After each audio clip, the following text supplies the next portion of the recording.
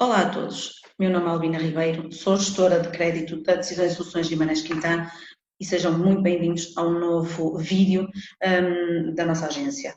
Hoje vamos falar um bocadinho sobre reduzir despesas mensais e a forma como o podem fazer.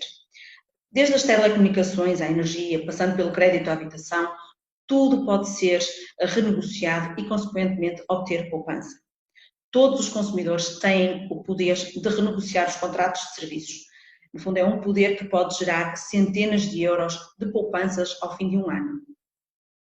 Muitos portugueses não sabem que é possível tentar renegociar os créditos, os contratos que assinaram com empresas prestadoras de serviços, nomeadamente créditos. Outros até já ouviram falar, mas não sabem por onde podem começar. O exemplo mais flagrante, assim, que me lembro, são as telecomunicações, mas este não é o único. Também pode tentar renegociar a fatura da energia ou até o seguro do carro. Noutros casos, mudar de prestador também pode gerar uma boa poupança. Certo que nem sempre é uma tarefa fácil, contudo é necessário alguma proatividade também da nossa parte, enquanto consumidores, para podermos poupar no final. Mas como em qualquer negociação o resultado depende sempre da posição em que se encontra o negociador, assim como do valor que tem gerado para a empresa com a qual vai negociar. E aqui poderão pesar fatores como há quanto tempo é cliente, né, da instituição, ou mais importante ainda, se está ou não sujeito a um período de fidelização. Passando para as telecomunicações, onde é que pode poupar, negociar as mesmas? Há formas, efetivamente, de poupar na fatura das telecomunicações, desde que esteja fora do período de fidelização, ou quase este esteja, ou caso este esteja, no fundo, a aproximar-se do seu final, não é? O final do período de fidelização.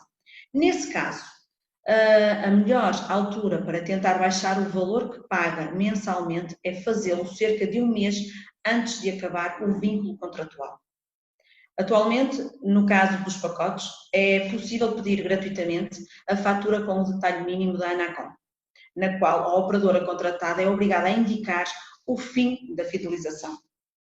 Mais, a empresa tem de indicar quanto é obrigada a pagar caso queira pôr fim antecipado ao vínculo. Isto são novidades no setor, mas que podem ser úteis caso não saiba até quando está amarrado, digamos, ao contrato. Vamos supor que a fidelização está perto de chegar ao fim.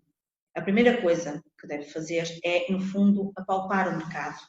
Visite o site da sua operadora e o das operadoras concorrentes e faça um levantamento dos preços praticados no momento, ok? A maioria das fidelizações duram cerca de 2 anos e muita coisa pode mudar nesses 24 meses, correto?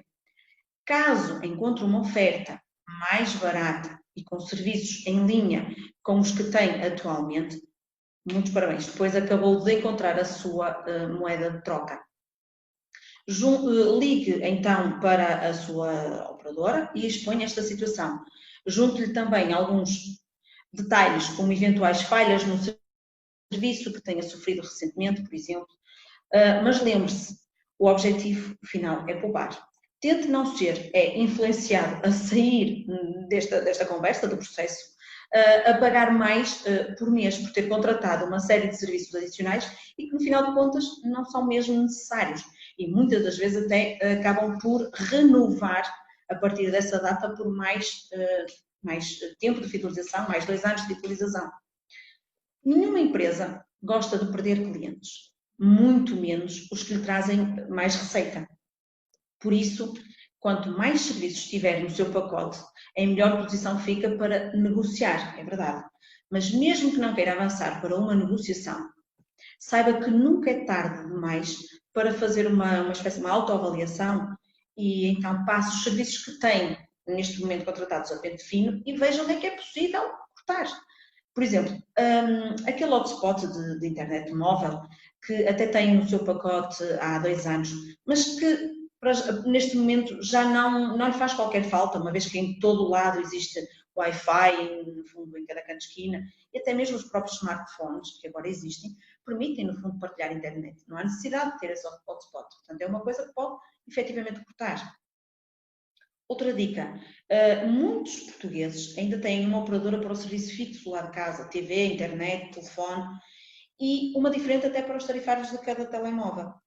Alguns pacotes permitem, existem no mercado alguns pacotes que permitem englobar vários números de telefone e poupar nesta fatura ao fim do mês.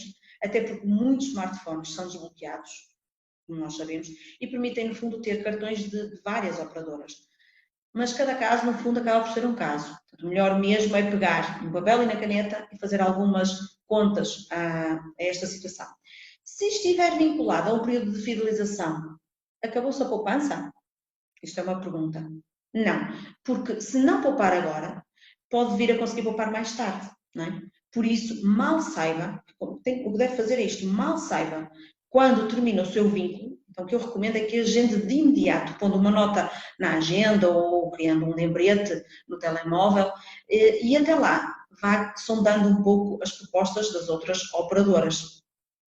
Renegociar o pacote de telecomunicações perto do fim da fidelização pode resultar numa boa poupança mensal. Renegociar agora a fatura da energia. Seguindo a lógica das telecomunicações, também é recomendável fazer um check-up periódico às suas despesas com energia, nomeadamente eletricidade e gás. Vale a pena em qualquer momento perceber se consegue melhores condições. Uma vez mais, a primeira coisa a fazer é sondar as empresas concorrentes por ofertas mais vantajosas e munir-se de bons argumentos. A entidade reguladora dos serviços energéticos, a ERSE, pode ser uma ajuda. O regulador, esta entidade, disponibiliza ao público um conjunto de simuladores com todas as ofertas do mercado liberalizado em Portugal continental, tanto para a eletricidade como para gás natural e até para a modalidade dual, no fundo, no caso de ter as duas. Pode usufruir desses simuladores e perceber. Dependendo das condições previstas no seu atual contrato, é provável que possa tentar encetar, no fundo, uma negociação com a sua comercializadora de energia, numa tentativa de obter condições mais vantajosas, não é? Mais baratas. No fundo, o mercado dos fornecedores de luz está hoje muito competitivo, como todos sabemos. Por isso, nada como ligar para a linha de apoio ao cliente para descobrir que ofertas alternativas existem para a sua situação atualmente. Caso não consiga renegociar o contrato, então também não desanime. Porquê? Porque a DECO tem também um simulador que lhe permite descobrir o seu perfil de consumo energético, ou seja, com base nesse dado, poderá ficar a saber, e com a ajuda desse simulador, poderá ficar a saber se está a pagar por mais potência contratada do que aquela que realmente precisa, certo? E uma coisa que não se deve esquecer é de que a potência mais baixa hoje, no fundo, é a de 3,45 kW, que paga apenas 6% de IVA desde o início deste ano. Okay? Isto é uma coisa que deve guardar. Portanto, o meu conselho é que de tempos em tempos vale sempre a pena sondar o mercado para saber se há tarifas mais vantajosas para o gás e para a luz. Renegociar então o crédito à habitação. Quem está a pagar, no fundo, o crédito da casa também pode ter espaço para poupanças. E aqui entram dois conceitos em jogo, sejam as transferências de crédito ou o spread do banco. Em relação a este último, ao spread, no fundo, este nada mais é do que, ou representa do que a margem de lucro de um banco no negócio do crédito para a compra da sua casa. E, atualmente, dado que os spreads até têm descido, será uma boa altura para pedir a revisão dos mesmos, ok? Por isso, alguns clientes podem conseguir poupar dinheiro se tiverem bons argumentos para apresentar à instituição de crédito. Por exemplo, caso seja um cliente de baixo risco de incumprimento, ou se tiver uma proposta melhor de um banco concorrente, então aí deve dirigir-se à sua entidade bancária e apresentar estes argumentos para que lhe baixem, no fundo, o spread ou então, consequentemente, a possível transferência. Muitos portugueses ainda não sabem que podem efetivamente transferir o crédito à habitação para outro banco. Alguns bancos, inclusivamente, estão a assumir as despesas processuais que possam vir a surgir neste processo. Isto, no fundo, é uma estratégia do mercado para captar clientes à concorrência. No fundo, é algo que os bancos utilizam para poder captar clientes e tirá-los do banco A e vir para o meu banco, que sou o banco B. Transferir, no fundo, o crédito da casa pode efetivamente significar uma poupança de centenas de euros no final do prazo, digamos assim. O sucesso da renegociação depende de quão bons são os argumentos que conseguir apresentar. E como nenhum banco quer créditos em incumprimento, que arriscam entrar para a folha do mal parado, o argumento da taxa de esforço também pode ser uma ajuda, tanto para si como para o banco. Okay? O que é que se recomenda como taxa de esforço? A taxa de esforço nada mais é do que a percentagem do rendimento mensal, aquilo que ganha mensalmente, para pagar a mensalidade do crédito. E essa percentagem então não deve exceder os 40% do seu rendimento mensal. Acima desta percentagem há um risco acrescido de incumprimento, certo? A outra hipótese, em casos mais severos, é tentar consolidar todos os empréstimos que têm em curso, diluindo a dívida no tempo, não é? Por um maior espaço de tempo, pagando um valor mais baixo todos os meses. Ou seja, vai diluir a sua dívida pelo prazo e vai, consequentemente, diminuir o valor a pagar mensalmente também. No entanto, no que respeita ao crédito da casa, vale a pena ter atenção à altura em que foi contratado, pois o spread pode até ter sido muito melhor do que os spreads que estão a ser praticados. Por exemplo, há 15 anos atrás, 16, sensivelmente, havia spreads muito baixos, 0,30, 0,50, mas também há casos desses, não vale a pena, não é? No fundo, trocar, porque os spreads são acima de 1%, ou na volta de 1% no limite. Mas também há casos que têm mesmo que ser renegociados. Imagine que quando o crédito foi contratado, quando contratou o seu crédito, o spread era de 4%, como acontecia no período da crise ali em 2000, entre o período de 2008 a 2012, sensivelmente. Aí faz todo sentido negociar, ok? Renegociar o crédito da casa, baixando o spread, pode efetivamente gerar centenas de euros de poupança por ano. Isto é uma realidade com a qual nós, nas instituições, nos deparamos diariamente. Também pode, o quê? Renegociar os seguros, todos os seguros que tenham. E em relação aos seguros, no fundo, há muitos portugueses com duplicação de coberturas. Existe. Por exemplo, acontece com alguns cartões de crédito, com seguros associados. Aí vale a pena olhar para as apólices, as respectivas apólices, para saber se há espaço para reduzir as coberturas pagas, privilegiando, no fundo, eventuais coberturas que possam vir a ser, vir incluídas, no fundo, na anuidade. Tem de ver sempre as condições concretas do seu contrato e ver se compensa ou não mudar. Poderá encontrar maior flexibilidade de negociar cara a cara com o mediador, mas existem também outros truques. Se tiver vários seguros, por exemplo, é possível conseguir poupanças agregantes numa mesma seguradora. Ganha aqui margem que pode ser decisiva no momento de negociar. E aqui eu estou-me a lembrar, no fundo, nos multirriscos. Muitas vezes fazemos o multirriscos numa seguradora e depois vamos fazer o recheio, o seguro de recheio numa outra. Por que não juntar os dois na mesma seguradora? Vamos ter aqui uma maior capacidade de negociação perante a seguradora. O meu conselho, no fundo, é que avalie renegociar os seus seguros pouco antes do fim da apólice, no fundo. E cuidado, no fundo, também com as renovações automáticas. Mas para isto, o meu colega José Mendes, amanhã, no mesmo horário, vai-lhes apresentar e aprofundar este assunto. Uma coisa que deve perceber, não sabe como ou por onde começar esta situação de renegociação, então pergunte-nos como o podemos ajudar.